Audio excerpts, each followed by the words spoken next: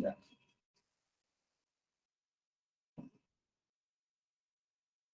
We will start, probably people will join. And, good morning, everyone. Thanks for joining. And today we have Mr. Trideep Bhattacharya, Chief Investment Officer, Equities at Edelweiss Mutual Fund. The world around, there are a lot of things happening. So in our earlier meetings, like a few weeks ago, me and Trideep discussed certain points. Now, I thought probably it will be useful to everyone, because every day something is happening. Like yesterday, Israel attacked Iran, and prior to that, India attacked Pakistan, and then Israel, Hamas, Russia, Ukraine. So a lot of things, we haven't seen for quite some time, in the last 30, 40 years, not much of these kind of activities. But slowly it is happening, and how these things will impact Indian market. Because, a lot of investors, they are worried and they want to have some clarity in their thought process. The moment when someone says war, people immediately think it will be like, Third World War or fourth, and so on, etc., etc. So that's why, Bhattacharya, Trideep comes with over 2 decades of experience in equity investing across India and global markets. Prior to joining Edelweiss AMC, he was instrumental in building a market-leading PMS business with the Axis Asset Management Company as senior portfolio manager. And then he has also spent significant amount of time as a portfolio manager at State Street Global Advisors and UBS, which is an international bank, UBS Global Asset Management in London, UK. So when not occupied with work, Trideep loves playing tennis, bridge, and is hands-on with a few musical instruments. I have rarely seen finance guys playing instruments. In that way, Trideep is, unique.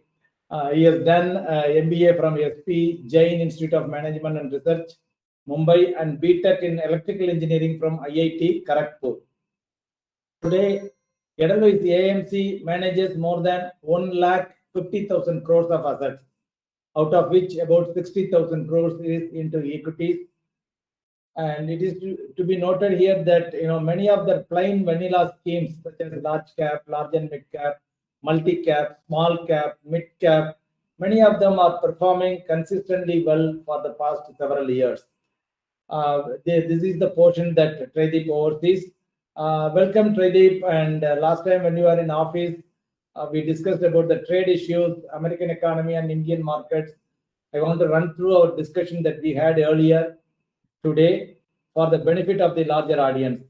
Glad to have you on our channel. I'm sure that your insights will immensely help our subscribers.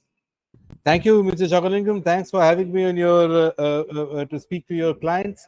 I'm sure they benefit from your day-in-day advice, but would be great to throw some light to the extent that I'm aware of on some of these thorny issues that the world is going through. Happy to be here. Sure. Thank you.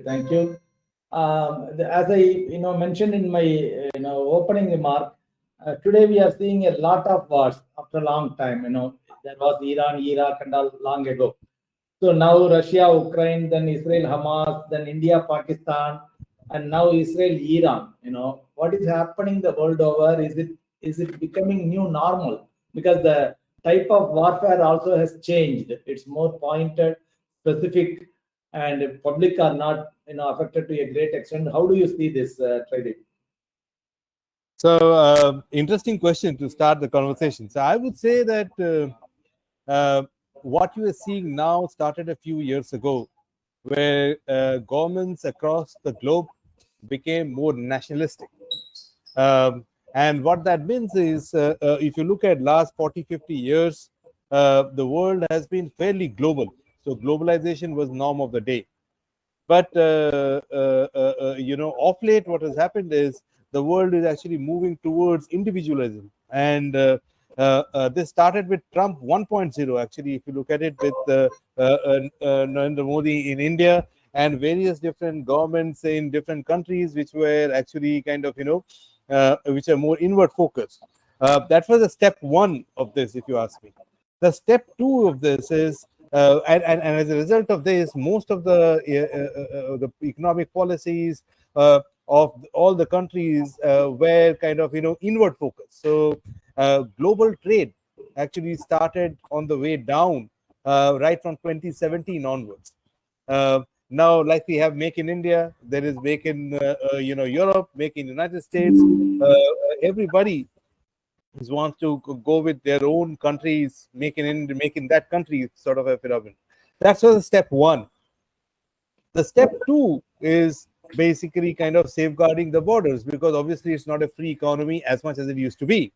And that is basically what you are seeing in the form of Russia, Ukraine, the basis of which was the energy transition, when overall in the context of Europe, the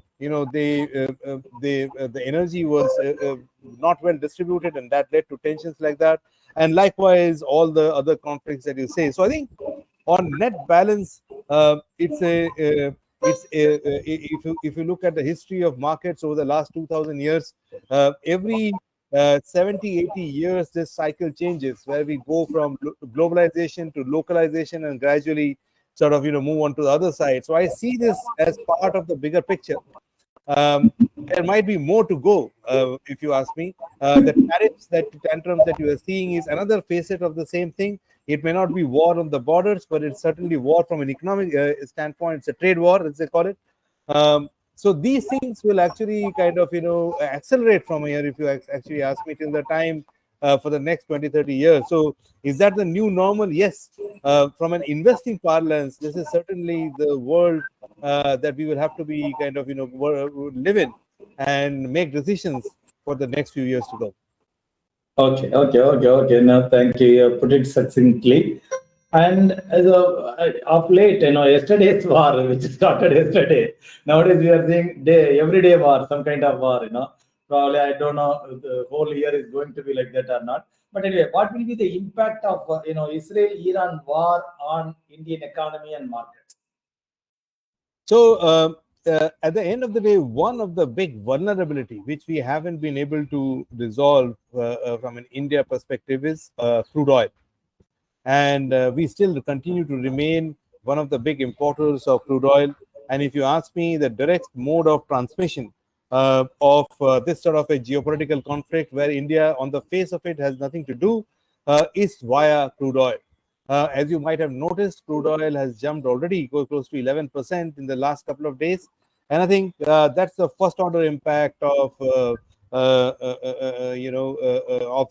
this geopolitical conflict that comes through. I actually don't think this will go beyond a point very harmful to India. The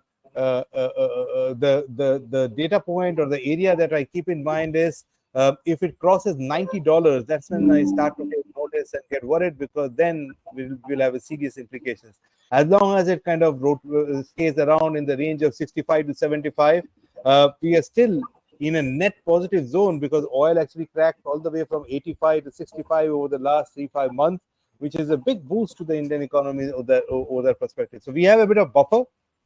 Oil is the main transmission system through which this geopolitical impact comes to haunt India, and but at the same time, not a reason to panic, because as long as it is less than $90, I think things are manageable. Okay.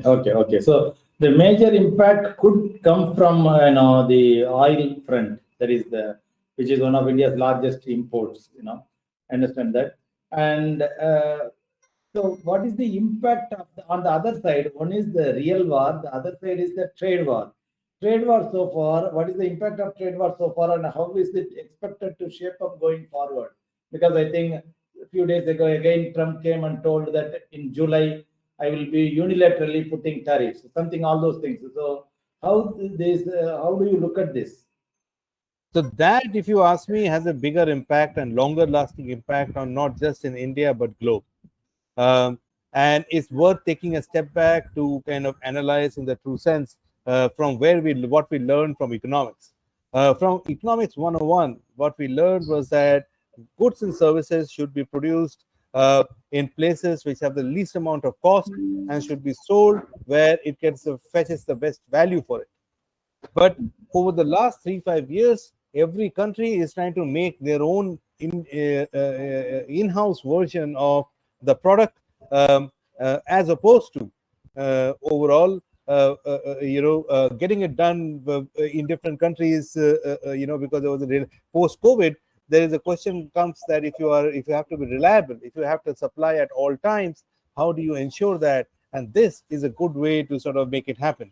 And what you see as trade war is basically a conclusion of the same, where US, which is the largest economy of the world, has certain taken notice that we can't be importing everything that we kind of see in the world. We need to manufacture something for ourselves, and to facilitate that, to facilitate US sort of domestic production, is effectively putting a levy on any goods and services that come from rest of the world inside of the US. So that's the basis of what's happening.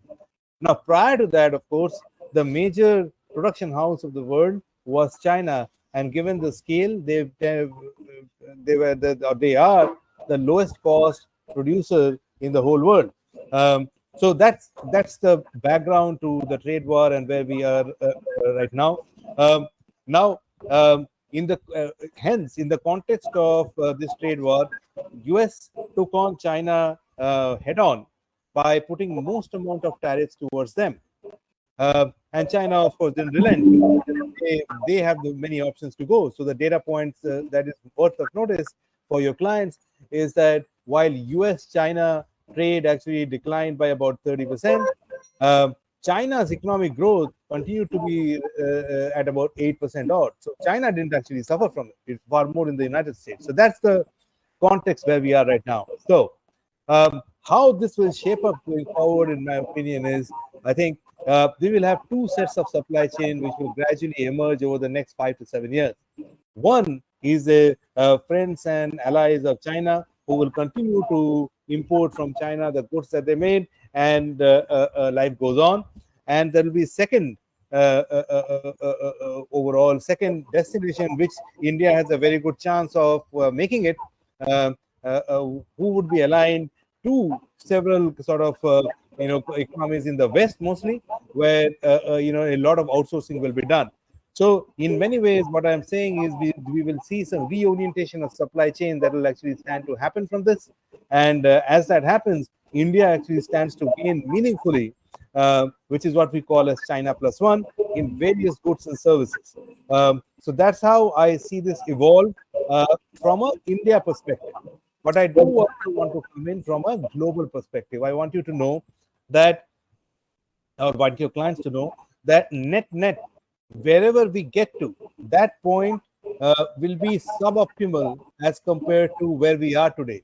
Because the moment you put tariffs and trade barriers and these kind of things on the goods imported, what that does is that it effectively means that the output that you will see will be suboptimal, and hence there is a good chance that we will see inflation take off across the globe. Um, that's basically a or a corollary of all the trades and or of all the puts and takes that we are seeing across the trade war. So I think 2 or 3 points just to summarize. The flashpoint of this would be July 1st week. I think the trade war on net balance relatively will benefit India. It could turn out to be the next sourcing hub, competing with China over time. We are, of course, years behind. We have to step up to it, but there is a good potential for that to happen. But third, this will lead to a more inflationary world over a period of time. Okay. No, you have put it succinctly. So net, probably from an Indian perspective, from a personalized nationalistic perspective, we will be gainers. That's what I understand. Of course, there will be issues.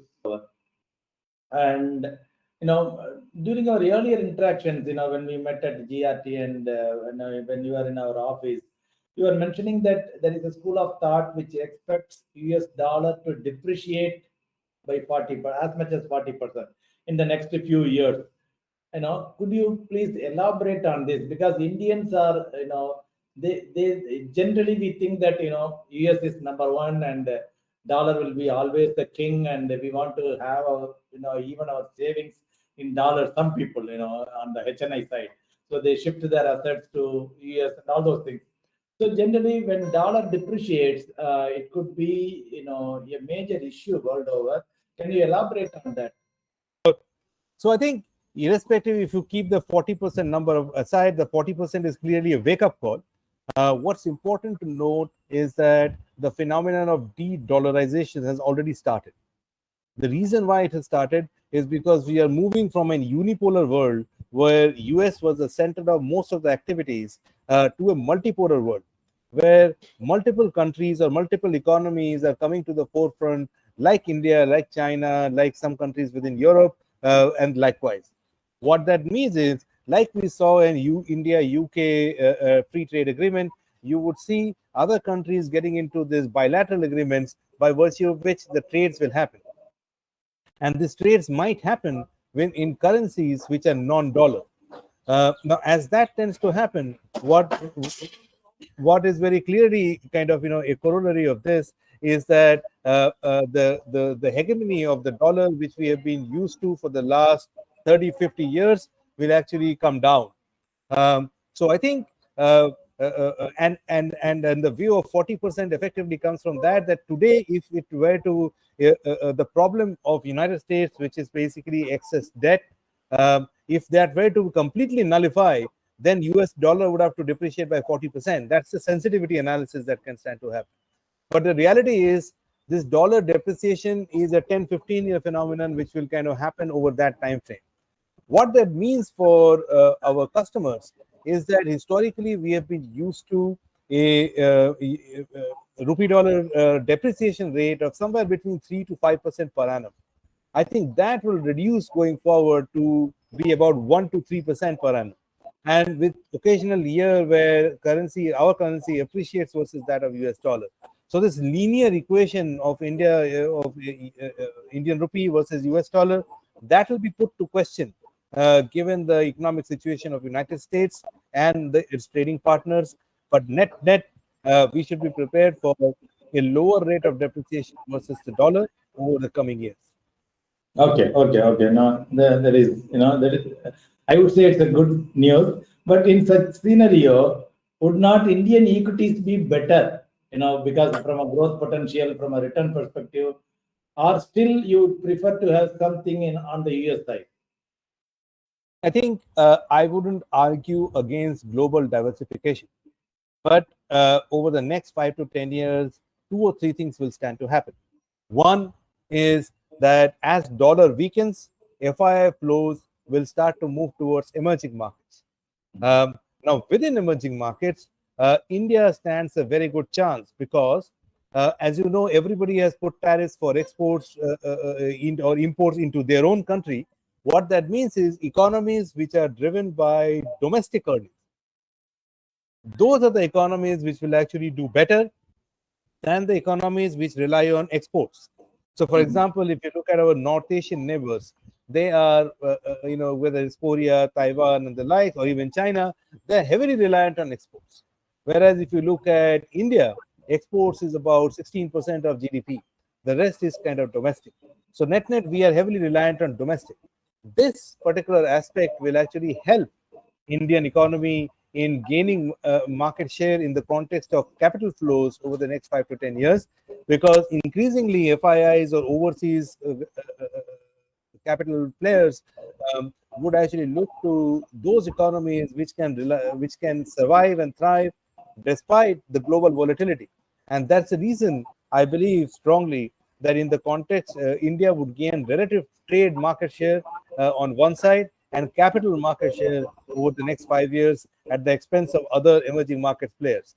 That doesn't take away from global diversification. Some part of money should be maybe diversified globally, but India should be the main investment direction, is what I try to mean. Thank you. So rice and wheat should be India. That's right. Good. And a staple food. So in case of dollar depreciation, what will be the impact on precious metals like gold and silver? So I would not just rely on dollar depreciation, but I would take it in the broader context with regards to what's happening. I want you to know, as I said earlier, that we are moving towards an inflationary world. No matter where we are in the world, we are not going to, let's say, for example, in the United States, we are not going to sub 1% inflation rate, which we have had a few years ago. Likewise, in India, while inflation is coming down, it will not go to the lowest that it has been in the last few years. So the moot point here is net, we are in an inflationary world. Now, in an inflationary world, the ultimate outcome of investing is if we can beat inflation. So we need to look for inflation hedges when we are thinking about investing in an inflationary world. And that, particularly in the current circumstances, is basically handled very well by two asset classes. One is equities. When earnings estimates are coming through, when the economy is doing well, equities are the best known inflation hedge that one can think of. But there are times when earnings estimates there are times when earnings estimates are not doing well. When earnings estimates are not doing well and external environment is volatile, gold is the fallback option. And hence I said gold is a very meaningful hedge, particularly against bad times. So I would say that from an asset allocation standpoint, if one were to do an asset allocation today versus 5 years ago, the component of equities and gold must be higher than what the plan was earlier. That's what I would say, and hence I would be structurally more positive on precious metal like gold and silver. There is a second angle to this, that if we are getting into a multipolar world, if multiple currencies come to fore, then could the global currency become gold? That could be, or could the most of the reserves of all the economies get to gold? That is also another thought which is kind of doing the rounds. Either ways, it leads to a positive view on gold. So, I would say for precious metals, gold and silver, I would be positive. But that's not, I mean, that's an observer's view. I'm not saying buy gold at current levels. I think all of you should speak to Mr. Shokalingam to tell you how to, when to get in and when to kind of increase position. But in the asset allocation, percentage allocation of gold should be higher than what it was earlier, is what I mean. Okay. Good. And now one more important question. I know sometimes earlier this threat was there. Say like India holds $607 billion of dollar reserves, and China about $1 trillion, etc. So if Trump does, by his nature, all of a sudden he depreciates or whatever the dollar, if he does that, so automatically whatever we hold as reserves, as precious reserves, India, China, and many other countries, what will happen to them? So won't we be losing much? Well, that is the black swan event, which everybody is afraid of, but the implications are so high, even for Trump, that it will not go in that direction. But over the last 5 to 10 years, India and other countries have diversified away from dollar reserves. So today, while about 75% of our reserves continue to be dollar denominated, at least 25% is in other assets. 15% could be the tune of gold. So net, what I'm saying here is that all the countries have gradually starting to diversify away from dollar over the last 5-7 years. India is being one of them, and hence we can handle a graded US dollar depreciation, which is what I guided for. But if there were to be an inordinate and sharp dollar depreciation, then that's a big risk or a black swan event that the market wouldn't want to happen. So I wouldn't bet on it. So at the moment, I think the base case is a gradual dollar depreciation, which is what I think all the central banks and everyone are prepared, and we should be game with it.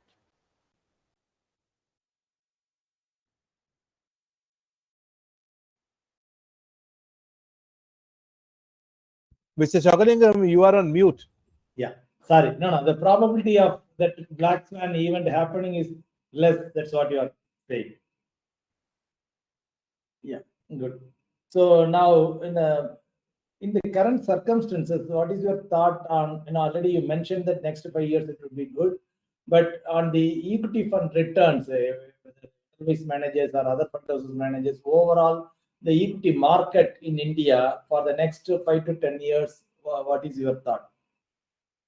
From a 5 to 10 year perspective, I think what India is going through is what Korea, Taiwan, Japan went through in 1950s to 1990s. And effectively, every country, there comes a time in their life cycle where the per capita income ratchets up and sees a jockeying up overall in the context.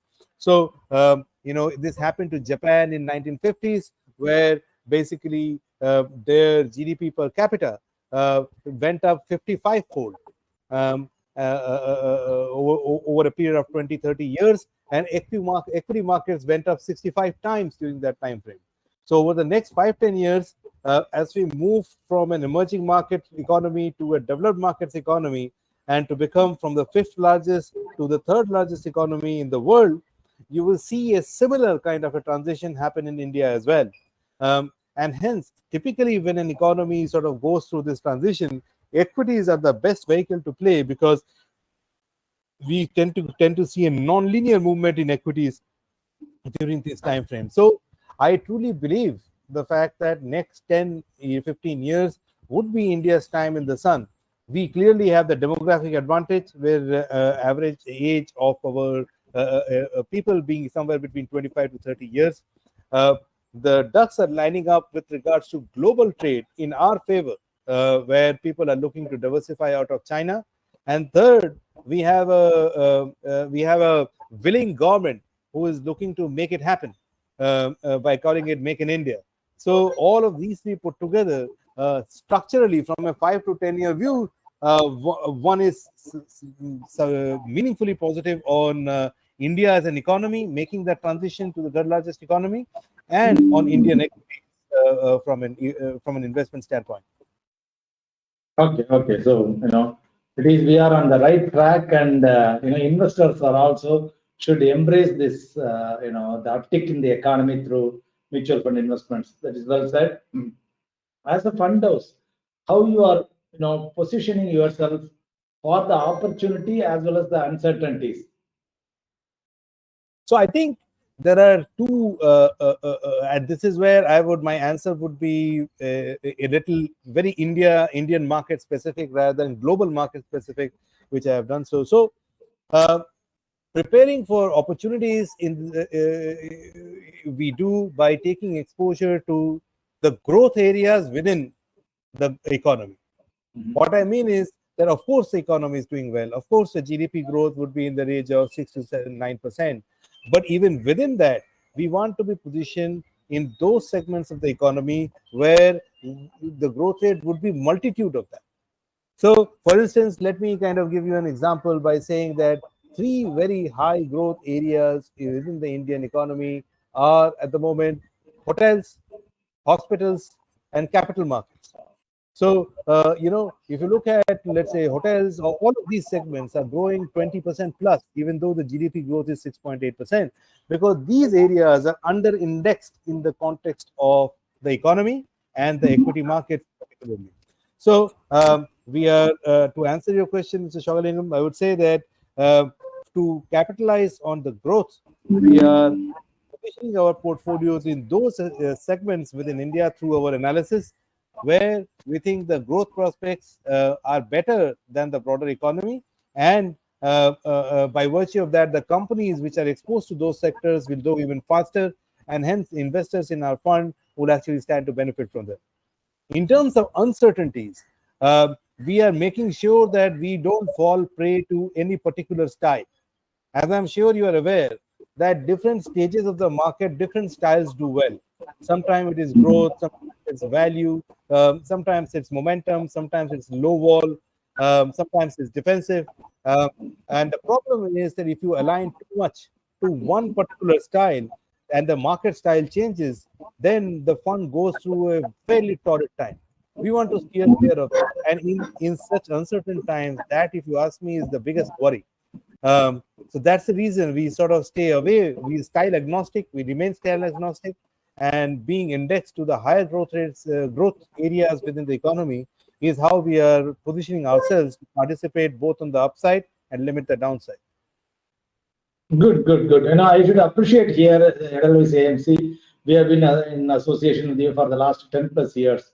Many of your funds, as I said in my intro, plain vanilla funds, many of them are doing, very, very good and more consistently.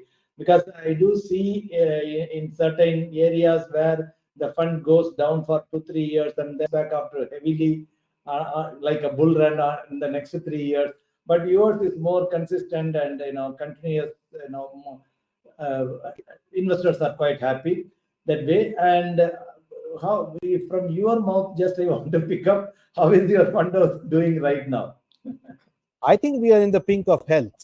Um, of course, partners like yourselves were early to bet on us, and we are grateful that you did. But off late, Morningstar, which is one of the globally recognized fund evaluation houses, they rated two of our strategies in great regard. One is the flexi cap fund, and the second is the mid cap fund. The mid cap fund also eventually won the best performing fund for risk adjusted returns. And this is the term which was the answer I was giving you in the previous question. It's not just return, but risk adjusted return means that you're also taking care of the downside properly, so that we don't kind of fall apart when times go bad. So very recently, our mid cap fund also crossed 10,000 crores thanks to partners like yourselves. And we are a happy bunny at the moment, where multitude of our funds, it's not just one, which are doing well. And we hope to sort of, keep our head down, and keep working hard to have as many smiling faces as long as possible in the context of investors. Great, great, good to hear that. And if you have to pick couple of funds, what are your favorite funds from your house? So, of course, we run all the funds that we within fundamental equities very passionately, which include ELSS, large and mid cap, and all the ones. But if I were to name three funds, which which I wanted to put forward in front of you, I would actually say that, and since you have your investors here, that think carefully as to which category you fall into. Number one, are you a conservative investor? Are you a medium risk investor? Or are you an investor who really thinks about long term, being 5 to 10 years, willing to take a bit of volatility on your stride, and are genuinely interested in market, wealth creation through market? So, depending on which category you fall on, I would name one fund in each of these. So, if you are a conservative investor, who kind of wants to take a little bit of gain from equities, but at the same time stay conservative, I would recommend our flexi cap. This is a fund which is roughly about 70% large cap, 30% mid cap. Has been doing well. Was nominated by by Morningstar for the awards. It is a long track record and could serve you in good stead. If you are an investor with medium risk appetite, I would recommend the multi-cap fund. This has about 50% large cap, 50% mid and small cap. As you know, there is always a controversy of valuations between mid and small caps, and large cap turns out to be better. But mid or small caps has growth.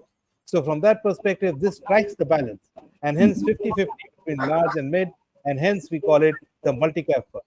But for investors who have a long-term view on markets, who don't mind correction, have a 5 to 10 year outlook, I would recommend the mid-cap fund. This is the fund which is best indexed to the growth areas of the Indian economy, and I think will show significant or best capital appreciation over a long period of time, driven by growth. So if you are an investor who is interested in growing your money over the medium term, I would recommend this one. So net three funds: flexi cap fund, the multi cap fund, and the mid cap fund. Choose your poison. Great, great, great, great. Very pointed answers. And where Trideep is putting his money right now? These are the three. So, of course, I'm sure you know that 20% of my allocation goes to my own funds. All the funds that I run, these are the three funds that I run personally. So, a good amount of my money is what I'm talking about. So it jolly well does well. Good. That is glad to know that you are putting, your eggs into that. And what would be your, general advice for the viewers, for the participants in the current market? My sense is, I think the first thing is, of course, these wars and these things have a tendency, once you look at financial entertainment channels, to make you panic and withdraw money. So the first thing that I would say is stay invested. Staying invested historically has led you more benefits than shying away from it. In the markets where we are, I would say that buy the declines. Of course, Mr. Chokalingam would be the right one to advise at what declines and how do you do that. But I would say that buy the declines, because we expect that earnings will make a comeback in the context of Indian economy in the second half of fiscal year 26, maybe post Diwali, post the festive season. Until the time this volatility will actually stand to continue. And as this volatility is your friend. Use the volatility in the form of declines to increase your positions, so that by the time earnings make a comeback, you are invested in the right place at the right time. Because once that happens, after having seen 1.5 years of languid earnings, we would finally take off to the next level, which I expect to happen over the next 2 to 3 years. So a bit of wait, maybe till the festive season for earnings to come back, but that's the time to invest. So stay invested, stay selective, buy on declines. These would be the three, and finally use volatility as an opportunity. These would be the 4 advice that I would give to your investors. Great. Now, shortly we'll be entering into the Q&A mode if there are any questions. And one more thing, any new offerings from your side, and particularly I want to pick your brain on the SIF, specialized investment funds, which I think you are going to launch on a separate brand name. And when is it expected? Many people are interested in this 10 lakh PMS. I call it as mini PMS. And that, in a nutshell, actually sums up what it is, because it is a proxy for the PMS on the mutual fund platform, and hence it brings along with it the transparency, the disclosure, and the AMC's kind of making it, and the regulator behind it. So it has a lot going for this. We call it Altiva in terms of we've got the approval. In the next 3 to 4 months, you will see our first launch in this direction. But bear in mind that this is actually for better parts an offering for a nuanced investor, for an investor who actually understands risk and is willing to live with lower liquidity over a period of time. For them, this is an opportunity, hopefully over a period of time, to earn higher returns. This is an evolving segment of the market, and hence no wonder that it is attracting a lot of attention. We would be participating in it, but in a more gradual, in a slow and steady way, rather than in the rushing into it. So look forward to all of your participation when we launch the first strategy, and I'm sure we will connect specifically for that when that happens. Sure. Great. No, that's all from my side. Probably I will ask viewers or participants to put their questions in the chat box, so that we can ask Trideep to share his thoughts on your questions. So it's time now, and you can punch in your questions in the chat box. If there are any questions, so participants, please put your questions if there are any in the chat box. I think they are all willing to keen to go and enjoy the Saturday. Or some questions are coming. So let me see. What is the future of gold price? So I think, of course, gold has done well. If you look at it last year, when equity market earnings were not come through, and hence it might take a bit of a breather in the near term. I am no expert on gold, but I think one should continue to hold, if you are a holder of gold fund, whichever is the right way, as Mr. Shokalingam suggests, simply because I think that as an asset class, whether it is gold or silver, as I call it, precious metals, will actually kind of better days in the going forward than where it was earlier. So I'm positive on them, but the asset has done quite well in the near term. Maybe it takes a bit of a breather, but I'm sure it will come back. Okay, sure. And someone else is typing. Just a minute. Let me have it. Anyway, so precious metal, crude oil versus EV vehicle. I mean, crude oil goes up to EV vehicle is also into problem. So, just your thoughts on crude oil versus EV vehicle.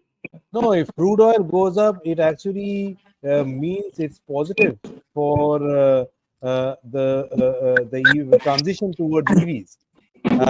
Irrespective of that, I think where India is headed is that we will make this transition happen from. Give me a minute. Just let me mute all. Then you can unmute. Yeah, please unmute. So I was saying that a higher crude oil price means a faster transition to electric vehicles. Irrespective, I think India has made a commitment that we will make important strides towards EVs going forward.